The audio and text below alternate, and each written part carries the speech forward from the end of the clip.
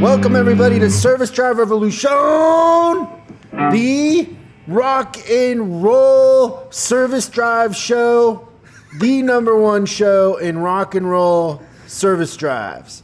That guitar is beautiful. Welcome Adam and Jeremy to the show. Adam, are your fingers calloused? Show us your fingers. I'd say my last couple ones are a little bit. Oh, you yeah. really can't tell on there. How many hours a It's day hard. have I burned you my been thumb. shredding? Roughly on average about a couple hours. I probably need to do a little bit more. Friday was pretty intense, about 4 hours. So it probably needs to be more, but my fingers, I have to build them up, man. I had to take Saturday off just because 4 consistent hours. I was playing Leonard Skinner, man. That's awesome. Well, Yngwie practices 10 hours a day, so when you want to be Yngwie, you got to get up. You got to get up to that. We have an exciting show for I you gotta get on it. today. We're going to talk about the one thing. If you mess up everything else in the day, there's one thing that you can't skip. It's the magic every day that you have to make sure you do, and we're going to talk about that. We also are going to talk about the books that we're reading, but first we have to talk about why we missed last week. And it wasn't me. It wasn't rock and roll Adam. It was Jeremy. He no-showed. Why did you no-show, Jeremy? What happened? Well, your house didn't burn down. No, it didn't. My oldest son was running in the kitchen, which is right above my head, and he tripped over a car or a toy of his and then went headfirst into the kitchen island and cut the inside of his ear to the degree that we had to have it glued. So he was bleeding pretty good, poor little guy. So is that the new thing at the hospital? Is they glue them? They don't stitch them up? They got a different. It's like a scale. If you really get it deep, you still have to stitch it, but they glue it generally. He's had a couple facial things glued because he keeps flying into stuff. So how many times did you have to have stitches as a kid? Oh, 3, I think. How many is he times at? He's only at 2 glues, so 2? He's doing okay. Do they give him a punch card at the hospital? Like, do you win something after 5 or 10? I wish they did, because honestly, I'd be getting free coffees left and right, or whatever they would give. How many times did you have stitches when you were a kid? 3 times. 3. I actually had to get minor surgery. On your fingers? Just 3. Yeah, my pinky finger. It's pretty sad. I was playing underneath a stadium and fell on a broken beer bottle out of all places, and we had to get minor surgery on it. It was pretty insane. Oh wow, wow! Awesome. You guys are tough. Yeah, actually, I got a messed up eyebrow because I fell down the stairs with a Tonka truck in my hands when I was. And it hit your face? 5. It hit, yeah. Yes, it did. That's awesome. That's why I'm so handsome. Well, I'm glad everything's okay. I was worried when I got the text that you had canceled. I was like, what's going on? And then you didn't answer back right away. So I'm glad he's okay. That's scary. Yeah, I'm glad he's all right. He was actually fine like an hour after he got it glued too. So let's talk about the books that we're reading. Do you guys feel like you've had a lot of time to read more than normal during this quarantine? Do we have the time? Yeah. Have I used the time? No. No? I do. Adam's learning how to play Whatever, guitar Adam. and reading a book. Okay, That's fine. I think I've just allocated what's your more book, time. Adam? Yeah, tell him what your book is, Adam. Oh man, I appreciate your guys' Service Drive Revolution, but I wish that we did have a video recording last week because we would at least had it up before. Because just coincidence, picked the 11 Rings, the Soul of Success from Phil Jackson. If you guys have been watching The Last Dance, which has been a pretty epic series, I remember. Yes, I was a little guy, but I remember watching all the championships with the Bulls. Actually, at that time, watching with my dad, and I have to admit, I kind of lost the thrill of the NBA after Jordan left.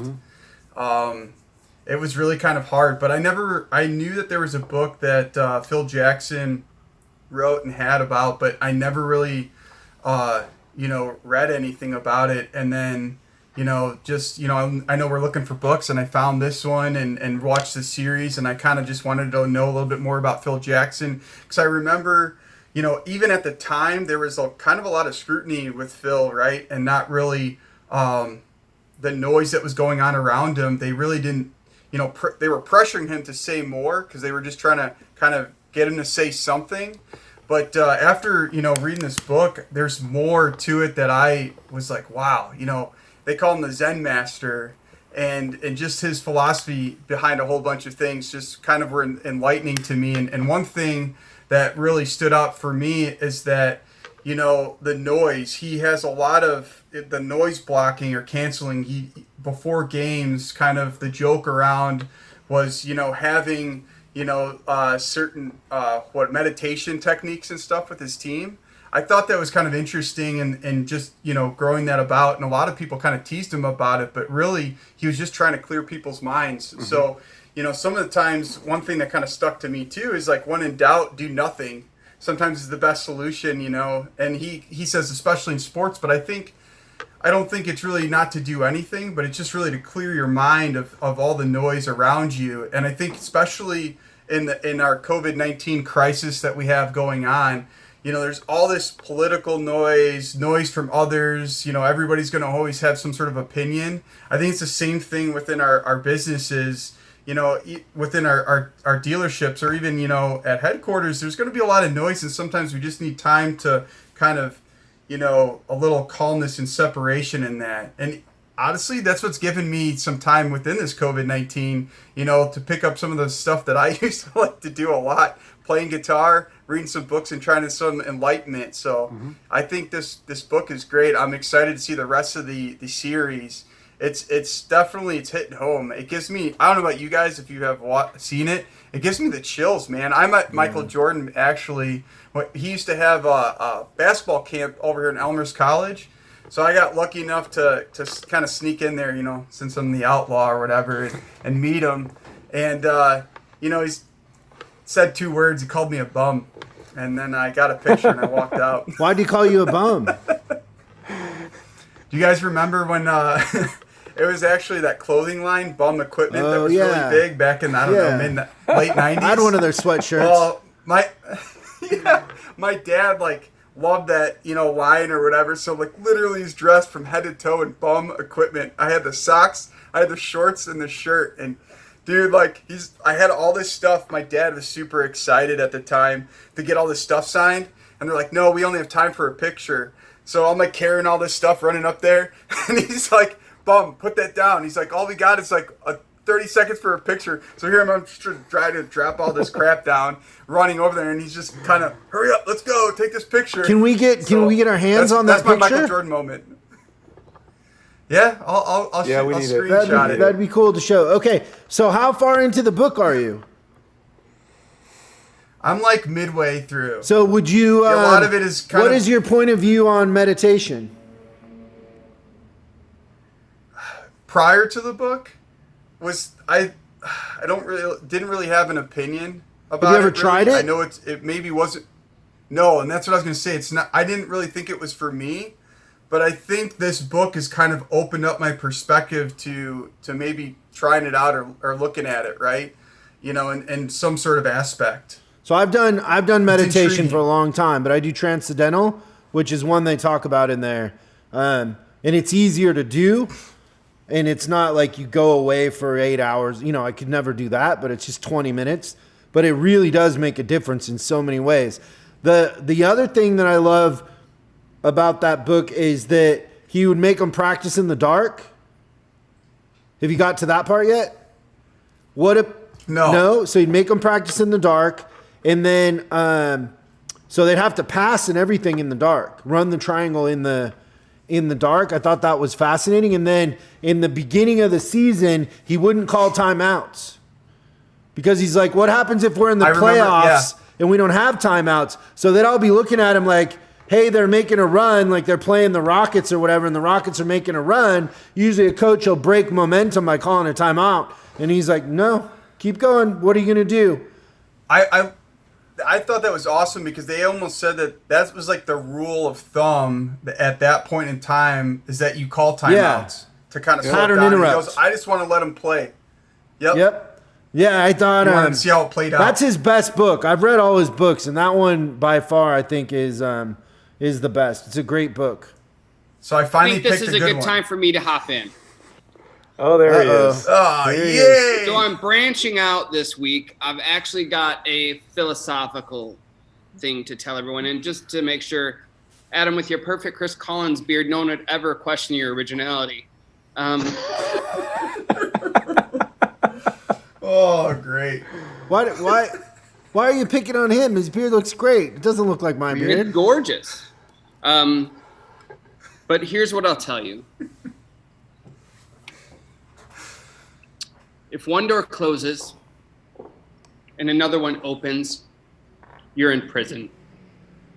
If one door opens and another one closes, you're in prison. Okay. Well, there you go. You heard it here first. Only on Service Drive Revolution. What's your book, Jeremy? Oh, I had The Art of War right here. I'm not fancy like Chris, and I couldn't read it in the original Who's Samuel Griffin? He is a general, brigadier general in the U.S. Marine Corps. Oh, wow. So there. So he breaks it down into terms us mortals can understand? Well, he offers the text, and then he goes into like analysis of each person that wrote it and like what their motivations were and the kind of time period they grew up in or they operated in. Now, if you haven't read The Art of War, chances are you have. It was a really big business text in the 80s and 90s, but it was also really big in the 1600s. Yeah, well, it was really big in the times it was written too. So but I really like The Art of War because it really goes into an analysis of conflict, like what really you break down winning a conflict into. And one of the biggest things they talk about is you have to understand your environment. You have to understand yourself. You have to really know your strengths and weaknesses, and you have to understand your opponent, what their strengths and weaknesses are, and you have to understand the landscape, like the environment you're operating in. You have to know all of those things before you can achieve victory. And that's really something I think that we all don't really think about a lot. We make assumptions of what our market looks like or what the economy's like and what our customers are like and what our business is like without really, really looking into it. And I think it takes a lot of self-reflection and a lot of listening. It takes a lot of observation to really understand. And I think that's the biggest part of this book is understand yourself. Understand your environment. Look around you. But also, it has a lot of good concepts of leadership in it. Like, here's a quote I really like. A couple of them, actually. Sun Tzu said, "If regulations are not clear and orders not thoroughly explained, it is the commander's fault." That's also, great. If instructions are not clear and commands not explicit, it is the commander's fault. But if they have been made clear and are not carried out in accordance with military law, it is a crime on the part of the officers. Basically meaning, if you want to hold people to a standard, if you want to hold them to your standard or your rules and regulations, they have to be clear and understood. After that point, you can assign responsibility, but until then, ownership is yours. So really say like an that. advisor doesn't call a customer back or a tech doesn't do an inspection on a truck, then they're court-martialed. Yeah, absolutely. That's the way it should be done. Or, you can make Pretty much. sure that do we reinforce daily calls as part of our dealership? Is that part of our culture? If not, if it is and it's understood, then well, what are you doing? But if not, then what am I doing? Yeah, that's really good. That's great. I've been reading this one, the Ellipsis Manual. So I had somebody on Instagram in law enforcement tell me to read it. It's great. It's really good. I can't recommend it enough. It's kind of deep, but it's a lot about behavior. It's the analysis and engineering of human behavior. So are you going to interrogate us now? Is I that leading into your new career? as an interrogator, Yes. man, I would love to go into law enforcement. You wouldn't be a very good undercover officer at this time. What are you talking about? I'd be great undercover. Why do you say that? Your face is part of your logo, man. Yeah, but it's only in automotive, and trucks. Like, nobody knows me anywhere else. We're taking you worldwide, Chris. Well, just not in the inner city. Like, I just don't need to be known in the inner city. That's where I'd go undercover, right? Okay. Buying like crack cocaine or something. You can't see me buying crack cocaine. No, I can't. No. I hear people that do crack, a lot of good things happen for them after. Really? It always is a happy ending to the story. Yeah, every time I've seen it on Law and Order, it really does go well for them. Yeah, it's a win-win for everybody. We should also talk about how next week we have the coaching meeting online. If anybody wants to join, I know we've sent out emails, but if you didn't get it, we have some great speakers on there. It's going to be a great couple days of talking about leadership and how we can get better. We have got that guy from Humor in the Workplace on there, don't you? Who? The guy that wrote the book about humor in the workplace. Yeah, Drew. He's funny. So Yeah, you know I like what we that did? guy. You know what we did last week is we had him coach our coaches. So every morning at 7, we got on 7 a.m. and every day he like taught him a different thing. On the Friday, the coaches did stand-up comedy. Oh, really? Oh, that's awesome. It was unbelievable. Like, I'm not joking. Like, in a week, he turned them in. My stomach hurt. We had everybody in the company get on Zoom, and they performed, and it was hilarious. Like, unbelievable. So there's going to be a little bit of that on the coaching meeting where the coaches all are going to, each one of them has something they're going to talk about, but expect some laughs. Good content? Yeah, he's great. Like, Hilarious. I can't say enough good stuff about him. There's also John is going to be on talking about sales. Jenna's going to be on talking about, performance and kind of like personal stuff. And I know I'm forgetting somebody else, but we have the winningest coach in college baseball history. He works for Jeter, but he's coming on and telling his story, which will be great too. Awesome. I feel like we're getting hacked again. No? Yeah, I heard a little blip there. Yeah, James. He's got he's got a super cool story. Let's now. This is my not funny hack. Thanks. Well, actually, the first one wasn't funny either. Oh. Yeah. So, Jeremy, shots fired. what is the one thing besides putting on your pants and your shoes that every manager should do no matter what, consistently, that will open up all kinds of other doors and opportunities? If you just did this one thing every day, what would it be? It's the easiest thing. It's what we call morning huddles. Can't talk about these things enough. What they are is simply 10 to 15-minute discussions in the morning when the managers, the advisors, foremen, and the parts counter people all get together and they talk about what's going to happen for the day. They set a plan. I can't say enough how important this is for every dealership that listens to this and every dealership that doesn't listen to this. Have one of these every single day. It's very important. So let's talk about this for a second. What do we think employees are thinking about? Your advisors, your techs, everybody. What do you think they're thinking about on their drive into work every day? You think they're thinking about how they're going to do amazing inspections and how they're going to turn hours and they're going to connect with customers on a deeper level? You think that's what they're thinking about? No.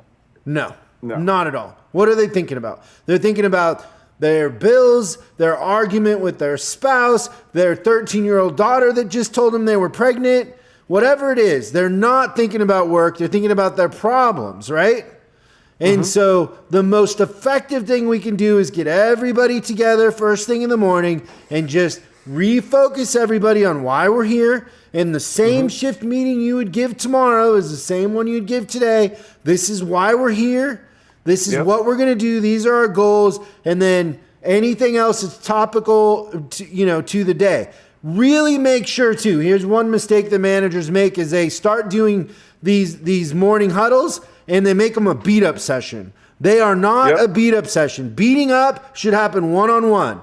This is all happy. It's fun. It's music. It's high fives. It's celebrating the team that you have around you and getting them focused on the passion that we should have for our customers and for trucks, right? Absolutely. It's, you can go and the thing about it is it requires everyone to speak to their area of responsibility. Like if you're service advisors, all right, I'm going to get these, I'm going to get approval on these estimates today. I'm going to get these customers in for their appointments today, and we're going to get these customers out today. And you go through each role so everyone takes ownership of what they're responsible for rather than just hiding behind their desk.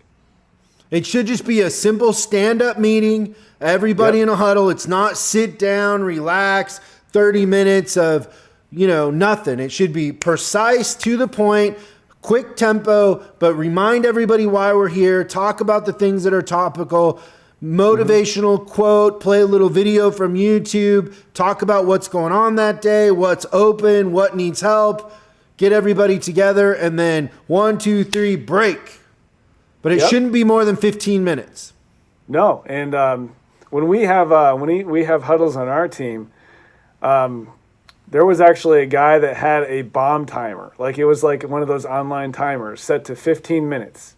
And if you went over 15 minutes, that timer went off and the bomb went off. Like this. So it's an imaginary bomb, right? It was an imaginary bomb. Okay, I good. should clarify that. You guys in Chicago are crazy. The whole time that you were watching this timer, I'm like, oh crap, I only got 5 minutes left. I better talk about what I need to talk about. So it's really important to have that time. Otherwise, people are just going to ramble on about whatever else they want to talk about rather than sticking to the point. Yeah, that's good. That's a really good one. Yeah. It's awesome. I like to add being prepared to coming into the huddles, though, too. I think that helps keep it clear and concise. When people come into the huddles and they're a little bit, prepared, you can just hit it like a quick pulse check, be done. And it's exciting when you do have that 15 minutes, but the huddle actually ends in like 10 because everybody's on point and everybody gets through there. And then we can get to work and get on the game plan and run the play, right? Yep. Yeah. And I think, too, like doing a little advanced version of this is when I'm in a store and we have a morning huddle, you can tell a lot about the manager by the morning huddle. Like you can tell when people are 10 minutes late for the huddle, like the manager really he doesn't really have or she doesn't have a clue what's going on. There's no accountability, speed of the leader, speed of the team. And so also kind of step back a little bit and look at your morning huddles and like, are people on time? Because like I always have a saying, like if you're on time, you're late. Early is on time, right? Are they ready to go? Like, or are they running in last minute and disheveled and that's a representation of your business and how you're running it. So that it's a good way to tell, like, we're all here, we're ready to go to war together and go to battle. Are they late? Are they ready? Are they not ready? Are they tired? Are they in a bad mood? What is it? It's a good thermometer to the temperature of your department. Absolutely. For sure. It's good. And that's one of our simplest Diamond Edge action plans located on our Diamond Edge page. But again, every day, everybody attends, everybody shows up, everybody speaks. Oh, hey, Christian. Have you been watching the news? I've been trying not to. Yeah, so John Travolta just got admitted to the hospital over the weekend. Oh, no. Suspect coronavirus. But then they found out that's terrible. It was Saturday Night Fever, and he'll be staying alive. That's better. So you got to leave on a positive note. Staying alive. Can you play that, Adam? Staying alive? not really our style, right? We're thinking more rock and roll, power No Bee chords. Gees allowed here. Yeah. No Bee Gees. No harmonies. Jeez, allowed. That was good. Good stuff, you guys. That's fun. I missed you last week. I'm glad we got this. Oh, for sure. For sure. Hopefully, Yeah, this is my good. son is able to look around for toys, scan his environment, know his environment, and stop running into things. Maybe you should start having a morning huddle with the family. Here's what's going to happen today. We're going to pay attention. It'd just be pandemonium. Get a whole map of your house. You follow this direction. Good Hey, times. you don't have proper signage at your house. No, you know what? That's probably what it is. You're right. Yeah. That's exactly it. Yeah, little morning Oh, man. huddle. Well, Get, I'll figure it out. get the family in line. Get them focused. Yeah, my priority is going to be, I'm going to fight homework all day and then run into stuff. And my 4-year-old's just going to break something in front of me. And then my poor wife is going to work very, very hard to keep them in line, as well as sell stuff, because that's what she's good at.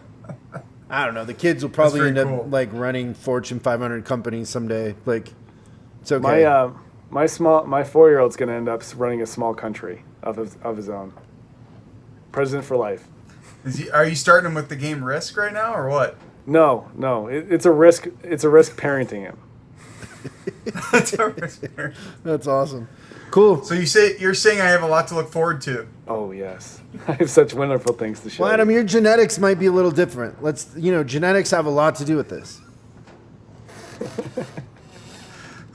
So they're just going to come out very hairy, or what? I don't Harry, get it. and like, how many times were you kicked out of school, in detention? Like, you kind of want to line all that up because, in a lot of ways, this is God's way of paying you back. For sure.